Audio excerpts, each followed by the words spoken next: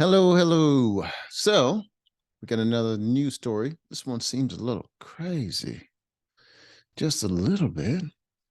Husband found guilty of murdering wife with 19-inch butcher knife because she would never shut up. He took that person. He was like, shut the fuck up. And she was like, make me. After just 40 minutes of jury deliberation. Oh my God. 40 minutes. It took 40 minutes for them to be like, that man's guilty. I've heard her. I would have put an end to her too. He's definitely guilty.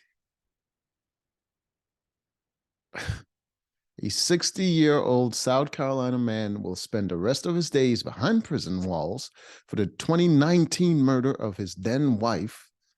Oh, he did it in 2019 and it took 40 minutes? They could have done that way before. Uh, at, at an apartment they used to share. Dorchester County jurors needed just 40 minutes of deliberation to find Anthony Argo guilty and jarring witness testimony about the defendant's motive appears to have played a key role in the conviction. Yeah. He seems like a calm dude. Anthony Argo, pictured in mugshot.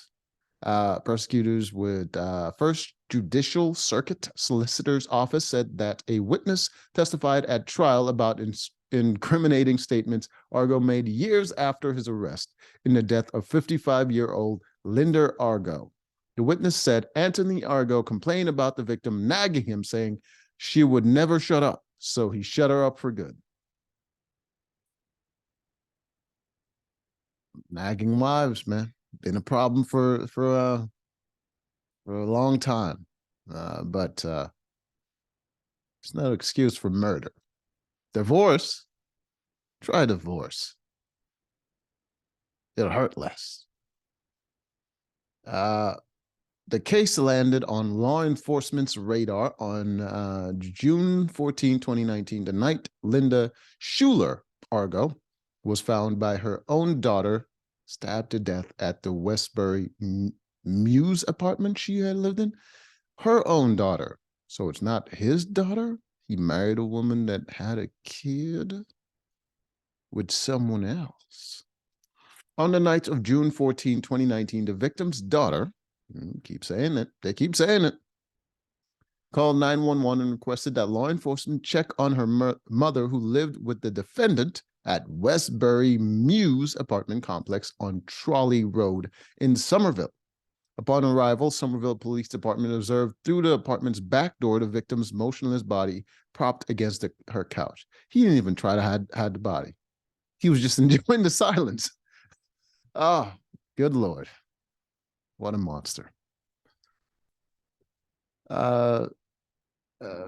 The prosecutor said, summarizing the allegations, after forcing entry into the home, officers discovered she was deceased with a 19-inch butcher knife embedded in her right side of her neck. He didn't even take out the weapon.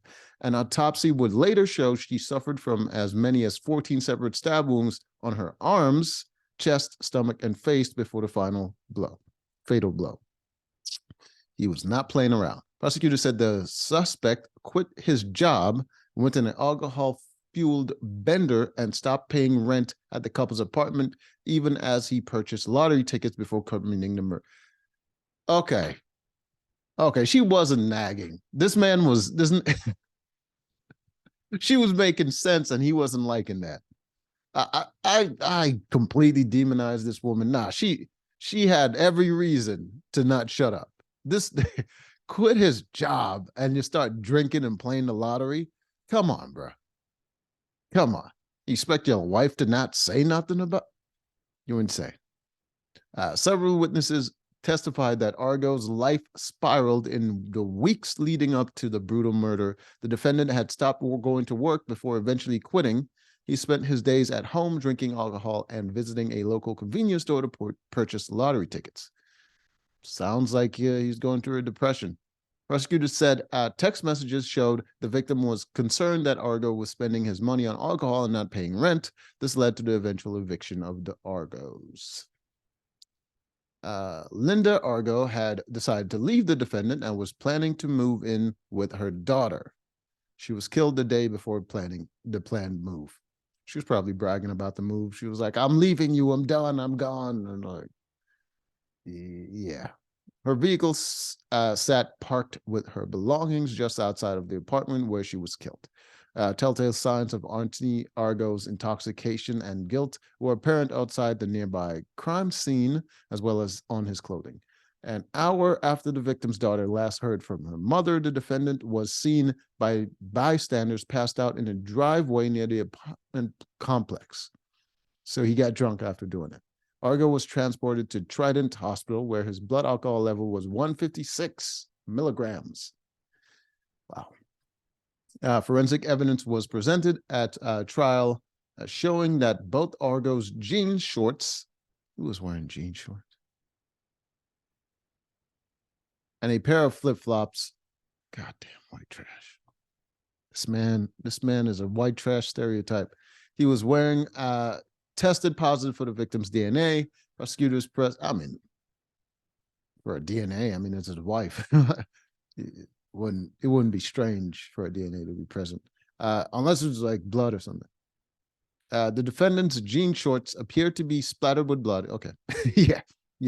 And the prosecutors presented evidence that the defendant stepped in the victim's blood before putting on his shoes and leaving the apartment.